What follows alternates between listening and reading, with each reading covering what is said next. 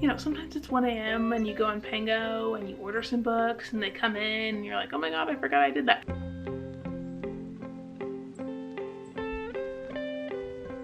Hey, what's up? My name's Alea. Welcome back to my channel, and welcome to another book haul.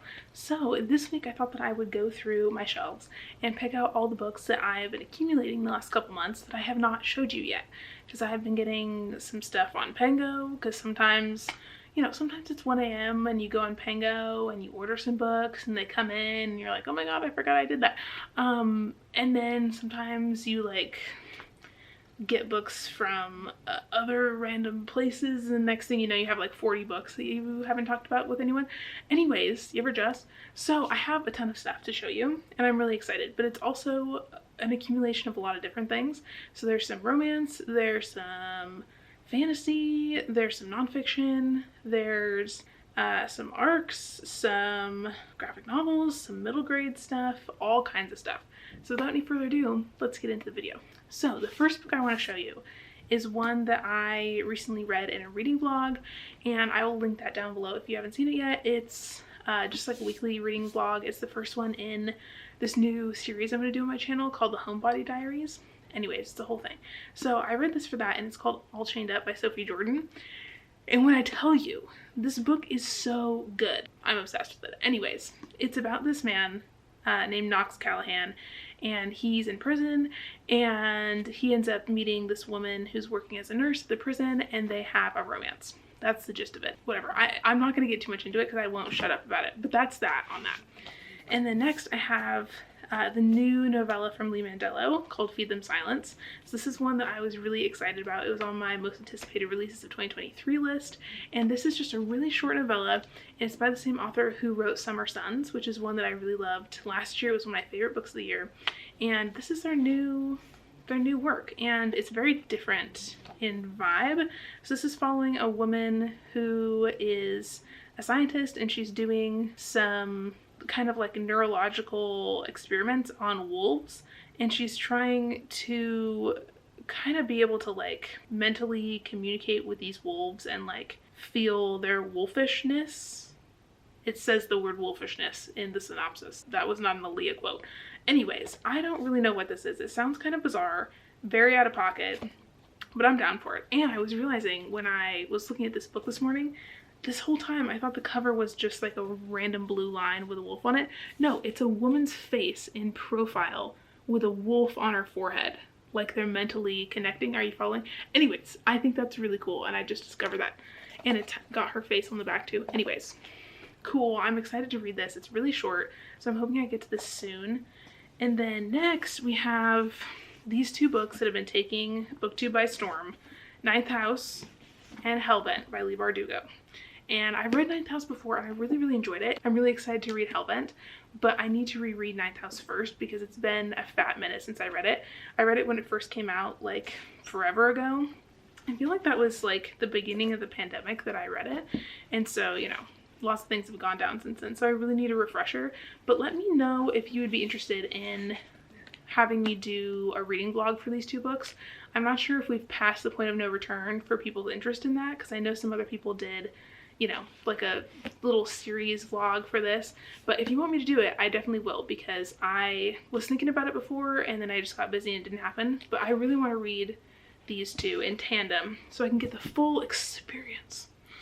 And then next we have another one that I've read. I didn't mean to put all these together, but it's The Disasters by M.K. England. So this is a YA sci-fi novel, and it's queer. It's got this whole like found family group of teenagers, and a few of them are gay, and they're at this elite like station academy, and one day this guy, his name's Nax, he's the main character, does something bad, and he and these other kind of like failure kids at the school end up forming a group and like running away from the academy, and they have to go on the run because they got into some things that they shouldn't have, and this is such a good, fun, like space opera story if you're into that kind of thing.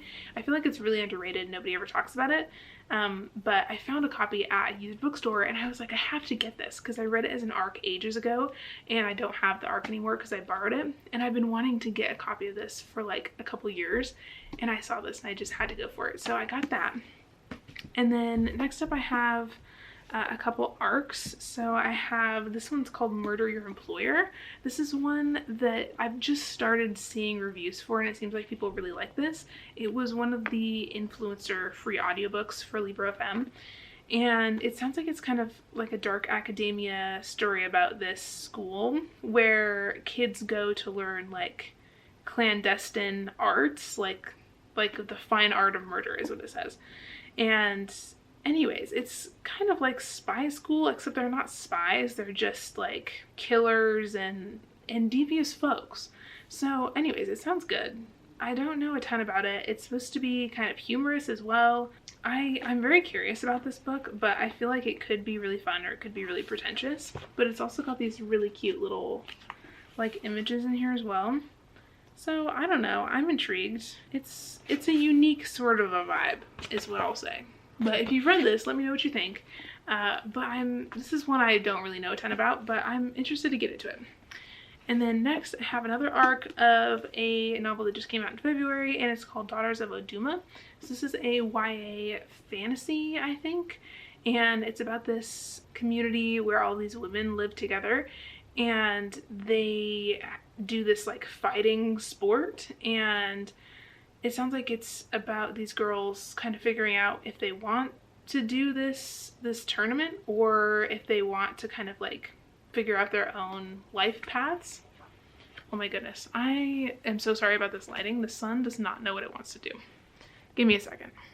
Okay, hopefully that's a little bit better. This is just gonna be whack as hell because the sun is like, maybe I want to be here, maybe I want to storm. Girl, wash your face. We don't have time. Anyways, so I'm excited about this. I haven't really heard any reviews for it, but I was reading the beginning and it has a very unique writing style, and it also has this really cool little map on the inside as well, if you can see that. So I thought that was cool. And next we have another arc, and it's If You Could See the Sun.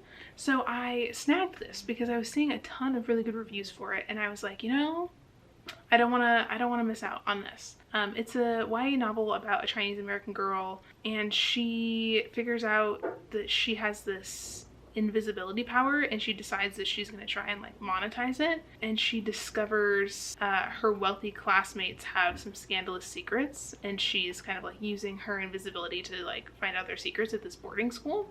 And it's set in Beijing, and it sounds really intriguing. And that's all I really needed to know. But I have heard incredible reviews for this, so that's one that I grabbed. Next, we have another one that everybody was screaming about like a year and a half ago, and that's The Maid by Nita Prose. So this is a novel about a woman, and she's a maid at a hotel, I think. And I've heard that she's like neurodivergent coded, and she is cleaning a room one day. Like she goes into the room to clean it, and she finds this man who's dead in the bed, and she like reports it, and then everybody thinks that she is like the prime suspect. And part of it is because of like the way that she acts, because she's, I'm not sure what she's coded as in here, but anyways, she is kind of like doesn't necessarily pick up on social cues, and so people think that she's like really suspicious, but really it wasn't her. And so she kind of like takes it upon herself to prove her innocence and then figure out who killed this guy. And I've heard incredible things. I remember Katie Coulson was saying that she really liked this. So when we got a damaged copy, I was like, I'm jumping on that. We're jumping on that. Isn't this cool too, the inside? It's giving very hotel wallpaper. Anyways, cool. Next, I have this one that another booktuber, Kayla, was screaming about, The Pallbearers Club by Paul Tremblay. So this is a very weird sounding book. It's supposed to be horror, except it's not. It's a vampire novel, except it's not. It's basically a fictional novel where this main character guy wrote his own memoir, and then there's like side notes in here from his friend, who is this woman who he suspects might be a vampire.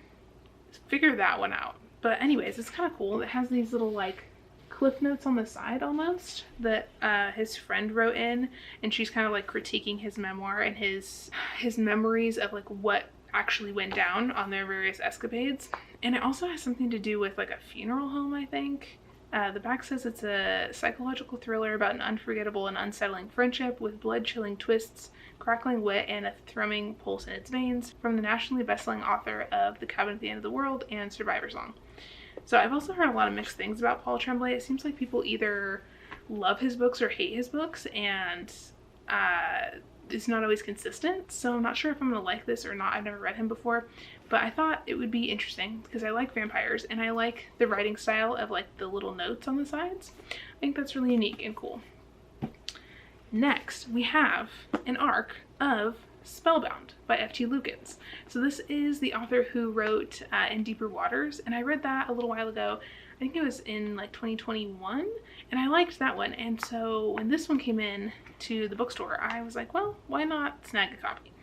And this is another, I think, YA fantasy novel, and it says Carry On meets the Raven Boys in this brand new contemporary fantasy romance. That's interesting. I didn't realize there was a romance element, but that checks out. And it's about a magical consortium. Let's see. Okay, the back says Edison Rooker isn't sure what to expect when he enters the office of Antonia Hex, the powerful sorceress who runs a call center for magical emergencies. He doesn't have much experience with hexes or curses. He doesn't even have magic, but he does have a plan to gain access to it. Interesting. And it sounds like he gets a job at this magical emergencies center, and he kind of learns about magic. And it sounds like maybe he and Antonia kind of like fall for each other. Also, this author writes really nice queer rep, and so I'm interested to see what happens with that. This is a very different vibe because In Deeper Waters was very like pirates and mermaids, and it sounds like this one is a little bit more like magic, and maybe it has like some, not steampunk elements, but contemporary stuff, but also magic. And this cover is really, really cool too. And then next we have this big thick boy, and I think it's called Listen, words are hard, names are hard. Clytemnestra? Listen, I'm not a Greek historian, okay? But this looks really cool. And normally I don't go for like this kind of vibe, but the writing sounded very intriguing to me.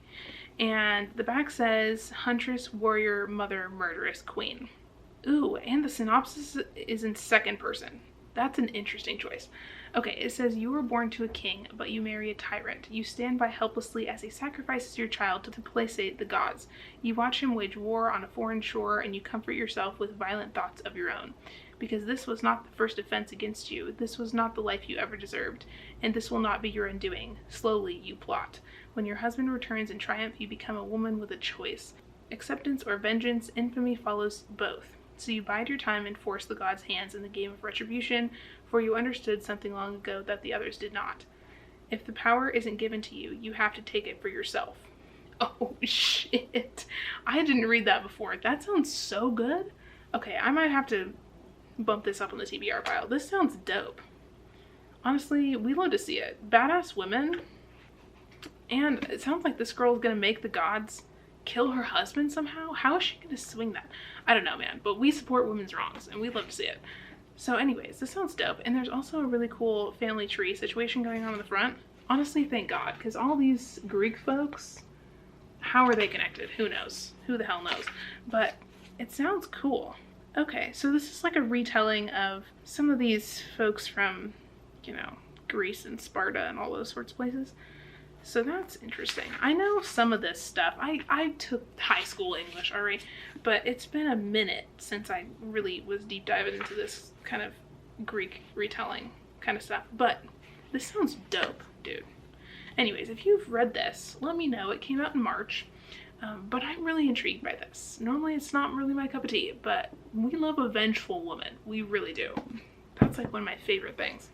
Okay, next is another nonfiction, and this one is called Arrangements in Blue, Notes on Loving and Living Alone. Again, not sure if this is going to be my vibe, but sometimes I get this weird feeling like I just want to read like literary stuff about women and their lives. I don't know what that niche is, but it's a thing that I'm craving. And it's basically about this woman writing about living by herself and some of her experiences in New York, like being a writer and stuff. It says, the desire for romantic love sometimes builds up behind my temples with a bad weather front. Arrangements in blue elegantly honors the life lived completely by and for oneself. Inspired by Joni Mitchell's seminal album Blue, celebrated British poet Amy Key sets out to examine the volatile scales of romantic feeling as she has encountered them, from the low notes of loss and unfulfilled desire, punctuated by sharp, discordant feelings of jealousy and regret, to the deep harmony of friendship and the highs defined by sexual attraction and self-realization. Key celebrates the bliss of sleeping in an empty bed, the intimate energy required for cooking solo, and the transformative power of traveling alone, especially to the sea. Interesting. Okay, I didn't realize she was a poet. That's fun. Anyways, I just thought this was cool, and I used to live alone, so for like a time in my own apartment, so I thought this might be kind of an interesting book to read, just to kind of see if I relate and whatnot. But I also like how it's written. It's written in like little vignette chunks kind of thing, and I really like vignette chunks and books about women living their lives, so we'll see if that's my kind of thing or not. And then next we have this novel that just came out, and it's called I Have Some Questions for You. And this, again, out of my normal area of expertise, but we got a damaged copy of this in at the bookstore, and I read the beginning of it and the inside flap, and it was giving a little bit of the same vibe of this movie I watched recently called Promising Young Woman. And if you've seen that movie, you are probably thinking, oh, that sounds so interesting. If you have not seen this movie, I highly recommend it. I watched it with my friend Richie, and I have not been able to stop thinking about it. It covers a lot of really difficult topics, but it's very, very good and impactful. So this was giving a little bit of that energy. And it's by this author, Rebecca Mackay. I'm not sure how to pronounce her last name, but she also wrote The Great Believers, and this is one that I'd heard really good reviews for this. Carly from Uncarly was talking about how much she loved this book last year, and this is the new book from that same author. So I was like, you know what? I'm gonna do it. We're gonna find out what this is about. Anyways, so let me see if I can find the part that was sparking my interest. Okay, I'm just gonna read you the beginning of the first page. It says, you've heard of her, I say, a challenge and assurance, to the woman on the neighboring hotel bar stool who's made the mistake of striking up a conversation, to the dentist who runs out of questions about my kids and asks what I've been up to myself. Sometimes they know her right away. Sometimes they ask, wasn't that the one where the guy kept her in the basement? No, it was not. Wasn't it the one where she was stabbed in? No, the one where she got in a cab with different girl, the one where she went to the frat party, the one where he used a stick, the one where he used a hammer, the one where she picked him up from rehab and no. The one where he'd been watching her jog every day, the one where she made the mistake of telling him her period was late, the one with the uncle? Wait, the one with the other uncle? No, it was the one with the swimming pool, the one with the alcohol and with her hair around, with the guy who confessed to, right, yes, they nod, comforted. By what? If that doesn't sound like Promising Young Woman. Anyways, basically, if you don't know, Promising Young Woman is about this woman who went to law school with her friend, and her friend was assaulted, and the guy got away with it. And the main character in that movie is basically made it her life's mission to get back at men for abusing women. And it's incredible. It's a fucking masterpiece. Anyways, so this is giving a little bit of that vibe, and I'm just really intrigued. This author sounds like she's got some things to say. So anyways, that's another rabbit hole that I'm interested in right now, is books about vengeful women who get back at men for being awful and abusive and disgusting. If you have anything like that you know about, leave it in the comments, because it's a rabbit hole I'm intrigued by at the moment. Next, totally unrelated, this is a middle grade novel called Temple Alley Summer that I bought because it looks really good. It's supposed to be a ghost story, and it's got a cute little cat in it, which we love to see. And I think, okay, listen, if you're looking at this cover, does this little thing look like it might be a witch on a broom, or am I full of shit? I don't know. Anyways, I was looking at the synopsis and it sounds like this is about a girl, I think she like moves to a new house and she finds out that her house might be haunted by a ghost, and she's living in Japan. And anyways, the back says it's a sweet ghost story, a mystery, an eerie and unsettling story within a story. It says, one rainy day, Kazu sees a strange figure in a white kimono sneak out of his house. Was he dreaming? Did he see a ghost? The next day at school, the very same person is sitting in his class, and all his friends are convinced that the ghost girl, Akari, has been their friend for years. If that wasn't weird enough, Kazu learns that his house is in the exact location of an ancient temple called Kimyo, which legend has it could bring the dead back to life. So next up is a graphic novel, and this is a debut, and it's called Unfamiliar. So this is a little graphic novel about this young girl who's a witch, and I just really like the art. I think it's absolutely stunning, and other than that, I don't really know a lot about it. It's kind of set in the wintertime as well, and she has this little familiar who's this little like funky looking rabbit guy.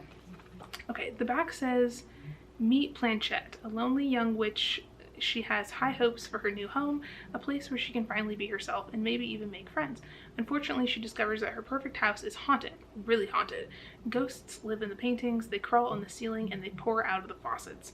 While Planchette can whip up a perfect pizza potion, getting these supernatural guests to leave is more than her magic can handle. To get out of her paranormal predicament, Planchette befriends a cursed girl, an introverted siren, and the worst witch in town. Together they struggle to put these spirits to rest and find their own sense of belonging. Isn't that so cute? That's so tender. I love it. I'm obsessed. I want to show you, I think there's a picture of the house, and it's so cute. Oh yeah, also the beginning has this little page where it shows all the main characters. Isn't that so tender? I'm kind of obsessed with it, to be honest. Sorry about this lighting. Oh my god. Okay, there we go. Can you see me now? Okay. And there's a little house. Isn't that so cute? Anyways, obsessed with this. This is a new author. I think that this maybe was originally a web series, like a web comic. So that checks out, actually.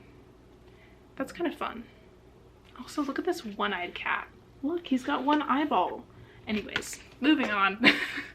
I have a whole nother stack to show you. Oh my god, this video is gonna be so long. Okay. Next is a couple romance novels. So this is a historical romance by Kathy Maxwell. It's called A Seduction at Christmas. This is one that I've been wanting for literally ages, and I told myself no. But I found it on Pango, and so I thought I would get it. And it has this really beautiful step back as well. Isn't that stunning? Hello? And I love a good Christmas romance. So I was like, okay, maybe I'll save this for next Christmas and I'll read it just for fun, because I always want Christmassy romances around the holiday season. Anyways, the back says, she never expected it would come to this. Desperation and an empty stomach forced Fiona to agree to a plan that ended up luring the wickedly notorious Duke of Holborn into trouble. Everything went terribly wrong, and now she has found herself posing as his ward. And while she swore nothing could make her desire a scoundrel, even if he was a duke, she is now drawing ever closer to the one man she cannot have. Beware of innocence. The Duke of Holborn had spent years heeding this warning, and in doing so managed to avoid the virginal young ladies who had been put in his path. But now his wild ways have gotten them into real danger. There are killers at the door and a temptingly beautiful woman in his arms. He is about to find himself seduced, and he isn't quite sure he wants to resist this time. That's tea. Hello? That's so spicy. We love to see it. I'm obsessed. Okay, and then next up I have another romance by Joanna Shoup, and it's called The Bride Goes Rogue.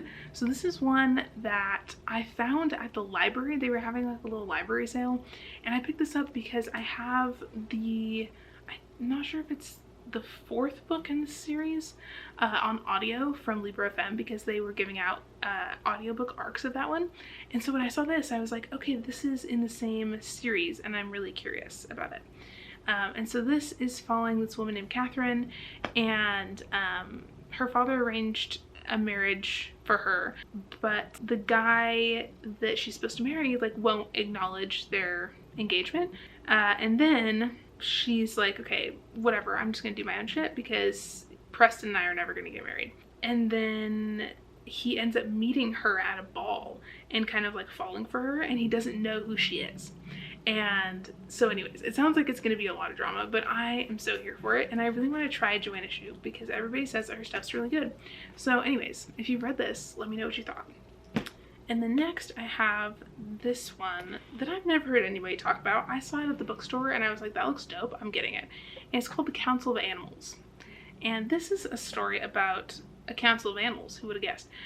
Basically these animals can talk, and they have like a little group where they have meetings and they talk to each other about stuff, and they live in this like village together.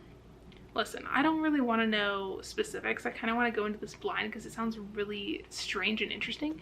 But I like the idea of all these animals like talking to each other and having their own opinions and stuff. And there's also these like cool pictures and stuff too. And I also like that it's like a bear and then a bulldog and like a bird and like funky critters. Like, why is there a bulldog and a bear? Listen, we don't know, but I think this looks really cool. And I remember I started reading the beginning and I really liked the writing style. So anyways, the first line says, the animals decided to vote. They chose a location more convenient to some than others. There you go. That's all I got. That's all I have to say on that, actually. I'm dropping things. It's fine. Next we have this one. It's called Lawn Boy by Jonathan Evison. So this is one that was a banned book, actually. And this is another one I saw at the bookstore, and I started reading it and was just really intrigued because the beginning is set at Disneyland. And I thought that was cool. And we're following this man, I think, who is like a hedge trimmer, shaper, gardener man. Anyways, the back says, for Mike Munoz, life has been a whole lot of waiting for something to happen. Not too many years out of high school and still doing menial work, and just fired from his latest gig as a lawn boy on a landscaping crew. He's smart enough to know that he's got to be the one to shake things up if he's ever going to change his life. But how? He's not qualified for much of anything. He has no particular talents, although he is stellar at handling a lawnmower and wielding clipping shears. But now that career seems to be behind him. So what's next for Mike? In this funny, biting, touching, and ultimately inspiring novel, best-selling author Jonathan Evison takes the reader into the heart and mind of a young man determined to achieve the American dream of happiness and prosperity, who just so happens to find himself along the way. Doesn't that sound so good? I'm just so intrigued, and I really like this author's writing style, so I'll let you know what I think. It sounds really good. Okay, next we have another YA novel, and this one is called Any Sign of Life by Ray Carson. So this is one that I've been wanting to read for years, but I just never had a physical copy, so it kind of got lost in the sauce of my Goodreads TBR. But it's about like a climate apocalypse, essentially, and it's about this girl trying to survive, essentially. Okay, so the back says, Paige Miller went to sleep trying to stave off the flu. She had a mother, a stepfather, a young brother, and a basketball team on its way to the state championship. When she wakes up, it's all gone. Her dreams to the future, her best friend, her family, everyone in the whole world. Paige is alone in a city filled with scavenger birds and abandoned cars, silence, and corpses. She has no idea how it happened. How did she survive? As she gets through each day scrounging for food, shelter, and safety, Paige encounters a few other young survivors. Soon they realize the apocalypse did not happen by accident, and that there are worse things than being alone. So this is also kind of giving the vibes of that book. I think it's called The Apocalypse of Elena Mendoza by Sean David Hutchinson. Very like unique premise, unique vibes, but YA stuff following a young girl. Anyways, interested to see how this girl survives the apocalypse. That's all I have to say. Next, I have another arc, and this one's called Dear Mothman, and this looks so interesting. So this is about a boy who is a 6th grader. Okay, the back says, halfway through 6th grade, Noah's best friend and the only other trans boy in his school, Lewis, passes away in a car accident. Feeling lost and alone, Noah starts writing letters to Mothman, Lewis's favorite cryptid, wondering if he would understand how Noah feels. At first, Noah isn't sure whether he actually believes in Mothman, not like Lewis did, but when strange things start to happen around his wooded home, Noah wonders whether there might be something to the stories. He decides to make his science fair project about Mothman, despite his teachers urging to study something real. As Noah's mind begins to open, so does his world. He makes friends with a group of girls in his grade and finally feels like he belongs, but most of the world is not so accepting, and he has no evidence to prove Mothman exists. With the science fair looming closer, Noah decides to risk everything, trek into the woods, and find Mothman himself. So anyways, sounds really good. It's about trans boys and grief and Mothman. Very interesting, very unique premise. And it's also written in like the letters that he writes to Mothman. And I think it's gonna be so sad and so beautiful, and I'm really excited about that one. I think it's gonna be great. Next, we have another middle grade, and this one is one I'd never heard of. And I was working at the bookstore one day, and this middle school kid came up and asked to special order this book, and I was like, what is this? And it's called Thisbe Thestoop and the Black Mountain. This. Look at this cover. Hello? Stunning. We love to see it.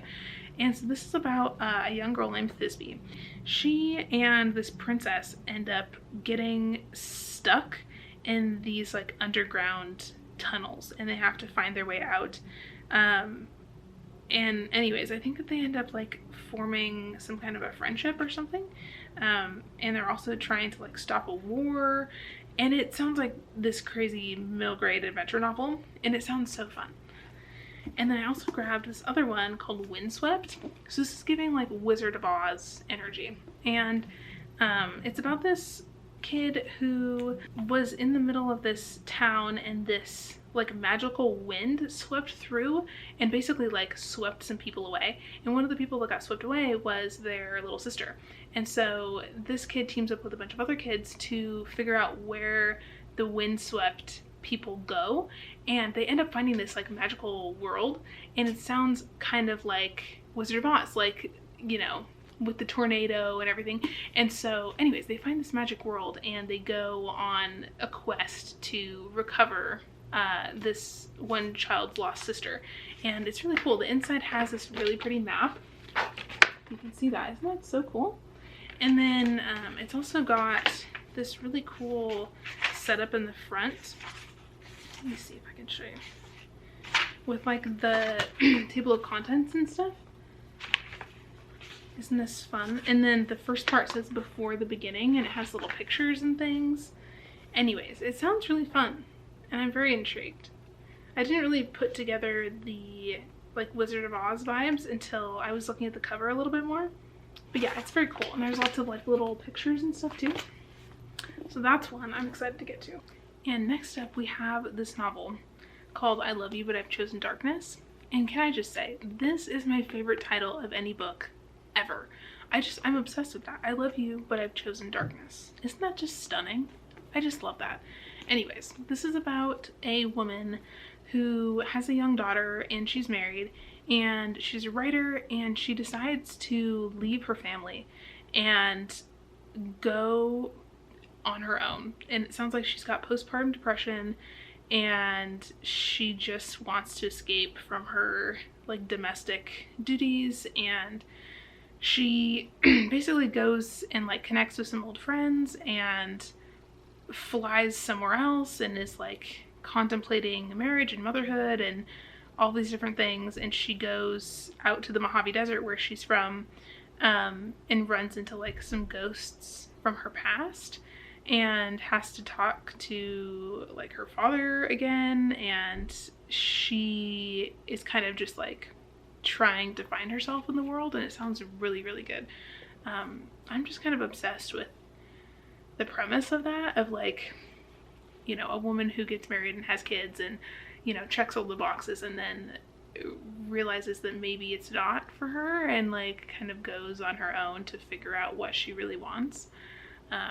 Very interesting. And I'm just, this title, I can't get over it. I'll never be over it. Next, we have this graphic novel that looks really spooky, and I'm not really sure what's happening here. It's called The Nice House on the Lake. So this is a graphic novel that I remember Gabby from Gabby Reads read back like last summer in her Summerween vlog, and I remember she said it was really good. And then I was doing the like 12 books recommended by 12 friends little challenge on Instagram, because I have been thinking about reading, you know, some recommendations like that for maybe like a series of vlogs on my channel, and this is one of the ones that someone recommended to me, and I saw a copy at the bookstore, and so I bought it. And it looks very unique. So the cover's obviously really spooky, right, with all these dead people, but then the inside is almost like, I don't know, there's like clues kind of and all sorts of different things. Anyway, so the premise is that there's this man who owns basically like this big mansion, and it's on a lake, obviously, and he invites all of these different people to his lake house, and he's like, yeah, come hang out, whatever. And so they do, and some of them know him from childhood, some of them only met him a few months ago, and so there's this group of people that comes to the house, and then it sounds like things go wrong. Like, this man, Walter, who owns the house, starts kind of like giving them weird nicknames and like scheming, and one thing leads to another, and it sounds like it gets kind of like dark, maybe. And anyways, yeah, I'm not sure if people die or what the deal is, but it's cool. And there's these all kinds of like transcripts and like security footage, and but also just like really beautiful artwork and stuff. So I don't really know what this is, but I do remember Gabby saying that she really loved it, and somebody recommended it to me on Instagram. And so this is definitely one I'm going to be reading for something at some point, related to the like 12 books from 12 friends, 12 months challenge thing. And then next up, I have another novel that I bought, and it's called Underneath by Lily Hong. And this is one that was recommended to me by my friend Richie, and this is one of their favorite books of all time. And it sounds super sad, but also really intriguing. And it's written in this like vignette format, which chunks of text, we love to see it. It's told from the perspective of this child, and she is a ghost, and she was murdered. And as it turns out, she was murdered by her mom. And her mom, Martha, has murdered a few of her other kids as well. And it's told from the perspective of one of the daughters, and her ghost like goes to see her mom in prison, and she's like telling the story of like what happened to her and what happened to her siblings, and like this family dynamic with her mother, who is a serial killer, and all these different things. And it sounds super dark, but also like really intriguing and unique. And I have no idea what this green cake on the front has to do with all of that death and sadness, but it sounds very intriguing. Okay, the first line says, "I was murdered. My mother murdered me. It was gruesome, but there wasn't any blood." That's all. That's literally all I have to say. Anyways, I'm scared of this book, but I'm also so intrigued by this book. And then, last but certainly not least, is a new release that I have mixed feelings about as well. And this is called The Faithless by C.L. Clarke. And this is a novel that is a sequel to The Unbroken. And I read The Unbroken, let's see, I think it was summer of 2021. And I liked it. Like, I liked the desert fantasy and the political elements and all of that stuff. But there's also this main like lesbian kind of relationship happening, and I am here for that. However, I don't think these two folks are like well suited for each other, and I wish that they were gay for somebody else. And that's all I have to say. But I really want to read this book because I really like the political elements of this, and I like the magic system, and I like the rebel group in here, and just the war and the conflicts and all the discussions about colonialism. I think it's really interesting and well done. However, do I want these two sapphic ladies to be together?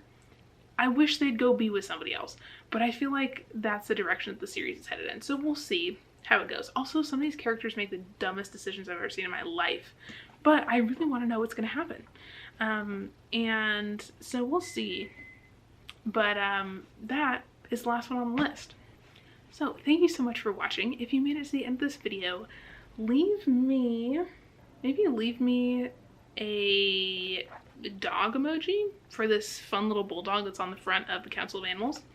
And if you like this video, remember to like and subscribe if you want to see some more bookish content from me, because I'm definitely going to have some more videos coming out this spring that are going to be really fun. And let me know if you have any book recommendations for me based off of all the various things you saw on my new TBR pile. And thank you so much for watching, and I'll see you in another video very soon. Bye!